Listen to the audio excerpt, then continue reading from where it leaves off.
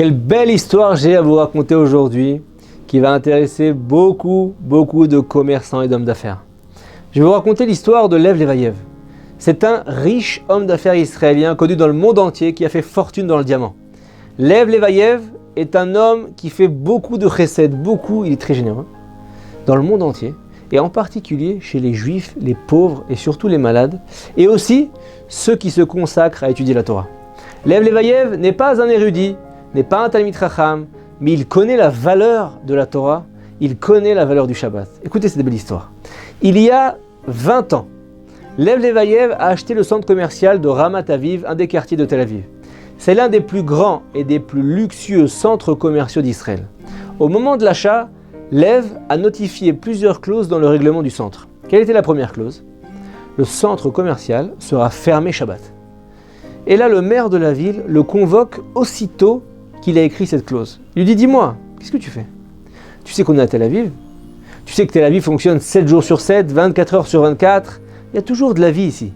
Et toi, tu arrives, tu fermes tout un centre commercial le Shabbat. Tu crois qu'on est à Bnei Brak ? Tu veux nous imposer ta religion ? Ici, mon cher, les gens achètent le Shabbat. Ils dépensent de l'argent. Chazvé Shalom. » Et Lev lui répond « Je suis désolé, mais je ne comprends pas. J'ai acheté un centre commercial. Tu ne vas pas me dire comment le gérer. » Et le maire lui dit « Regarde bien. Ça veut dire quoi ce que tu me dis là ?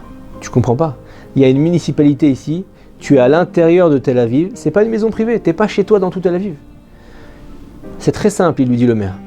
C'est bon pour cette année. Tu as reçu déjà la licence de commerce, donc tu peux travailler comme tu veux. Mais dès l'année prochaine, si tu n'ouvres pas le centre commercial le Shabbat, tu ne recevras pas de licence de commerce de la ville. » Et Lev Levayev reste imperturbable et lui répond que si ça doit arriver, ils vont aller devant la cour de justice d'Israël. Et effectivement, à la fin de la première année, il ne reçoit pas sa licence de commerce.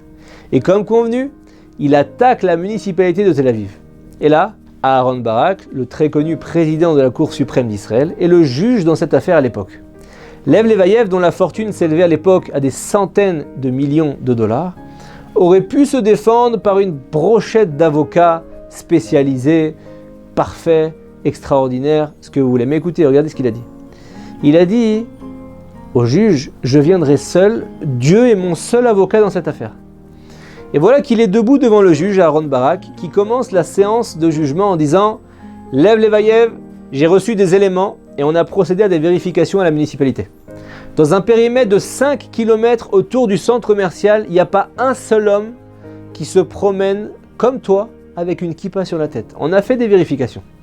Et il n'y a aucun juif orthodoxe à la ronde. Alors qu'est-ce que tu viens faire ici ? Tu ne peux pas imposer ta Torah, ton judaïsme, ta foi aux citoyens. Ils ont l'habitude ici de faire leurs achats le Shabbat. » Et Lev Levayev lui dit « Est-ce que je peux dire quelque chose ? Je vais te dire une chose et vous allez décider ce que vous voulez faire. » Et donc on donne le micro à Lev Levayev, cet extraordinaire businessman qui commence à parler et qui dit « Je voudrais poser une question à votre honneur. Imaginons Bill Clinton, le président des États-Unis, arrive en visite officielle en Israël. Toutes les routes sont fermées, Jérusalem aussi, tout est bouclé. C'est normal, il doit s'entretenir avec Binyamin Netanyahu. » Et donc le juge lui dit « Et alors ? Et écoutez bien. Il sort de l'aéroport, il a en main une boîte emballée avec du papier cadeau. Personne ne comprend de quoi il s'agit. Il s'approche de la BMW, il s'installe, tous les gardes du corps, toutes les chaînes de télévision, la 1, la 2, CNN, BBC, le monde entier est là pour la visite de Bill Clinton en Israël. Il y a des voitures de police tout autour, une garde rapprochée, un monde entier est là pour le protéger. Tout le monde se met en route pour Jérusalem. Et soudain, en pleine route, Bill Clinton dit au chauffeur « Va à Tel Aviv, fais demi-tour ». Le chauffeur, il n'a pas d'autre choix que de dire « Oui, le mot circule à toute la police, les amis, on va sur Tel Aviv. Bill Clinton, le président des États-Unis, a donné l'instruction. » Et là, le chauffeur fait demi-tour pour Bill Clinton en direction de Tel Aviv. Bill Clinton lui dit « Va à telle rue ». Le chauffeur roule en direction de la rue. Mais comprenez bien, il est suivi par des voitures de police, un monde fou, on ferme des routes, vers l'avant, vers l'arrière. Tout le monde observe le moindre mouvement de Bill Clinton pour voir ce qui va se passer. Et il demande au chauffeur de s'arrêter à côté d'une maison. Il sort encadré par une dizaine de gardes du corps et lui tient simplement le petit paquet cadeau et il frappe à la porte. Et qui lui ouvre la porte ? Lev Levayev, il dit au juge de la Cour suprême, toi, Aaron Barak, c'est toi qui ouvres la porte. Tu es à la maison en pyjama. Tu as les cheveux en bataille et tu vois subitement Bill Clinton. et tu vois derrière lui tous les photographes. Et Bill Clinton te dit « Enchanté de te rencontrer, comment tu vas? Je suis venu d'Amérique uniquement pour toi. Je t'ai apporté le cadeau le plus enfoui depuis des dizaines d'années dans les coffres des États-Unis. Je voudrais te l'offrir à qui? À toi. » Et toi, Aaron Barak, tu lui réponds à Bill Clinton, devant tous les photographes, les journalistes, « Attends, c'est ça le cadeau que tu m'as apporté? Mais reprends-le, disparaît de ma vue. » Tu lui jettes en plein visage le cadeau. Alors qu'est-ce que vous en dites, vous les juges, les avocats? Est-ce qu'il n'y a pas d'affront plus grave et plus grand que ça? Et la cour dit, effectivement, il n'y a pas plus grand affront. Et là, le businessman Lev Levayev reprend et dit, je m'explique. Si Bill Clinton vient te voir avec un cadeau et les journalistes et photographes et que tu lui dis, pars d'ici avec le cadeau, c'est une grande humiliation. Eh bien, c'est exactement ce que tu me demandes de faire. Dieu, le maître du monde entier, a dit à Moshe Rabbeinu, Moïse, dans la Torah, j'ai un beau cadeau dans mes trésors, j'ai le plus beau cadeau du monde, il s'appelle Shabbat, et je veux l'offrir au peuple juif. Alors qu'est-ce que tu veux de moi? Que je dise à Akadosh Baruch Hu, à Hachem, à Dieu, le créateur de l'univers, prends le Shabbat et dégage? Tu ferais même pas un tel affront à Bill Clinton et tu penses que moi, j'ai offensé le maître du monde et lui dire, vas-y, va-t'en, reprends ton cadeau. Je ferais pas ça. Ça porte atteinte à ma émouna, à ma foi.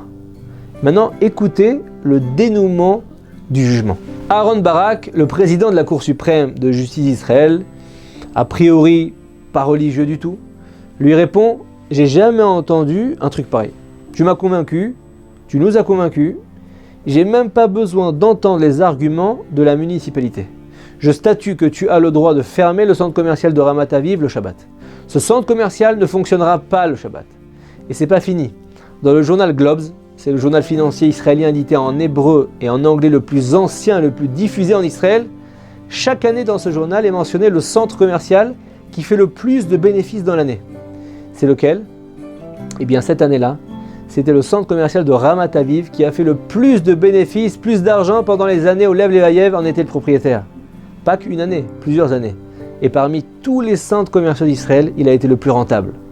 Et même lorsqu'il a vendu le centre commercial, Lev Levayev l'a vendu à un homme respectueux du Shabbat afin qu'il continue à être fermé le Shabbat.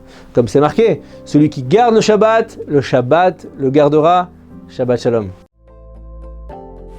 Torah Box, c'est une véritable yeshiva en ligne qui va vous permettre d'étudier les textes de référence dans les mots Talmud, Livre des prophètes, Chassidut, Moussar, Pensée juive, Halakha.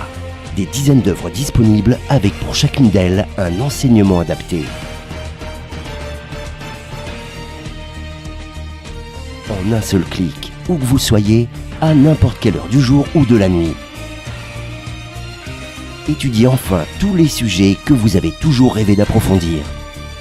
Alors travailler le GAN, c'est la socle des livrets Torah, c'est travailler les paroles de l'étude de la Torah.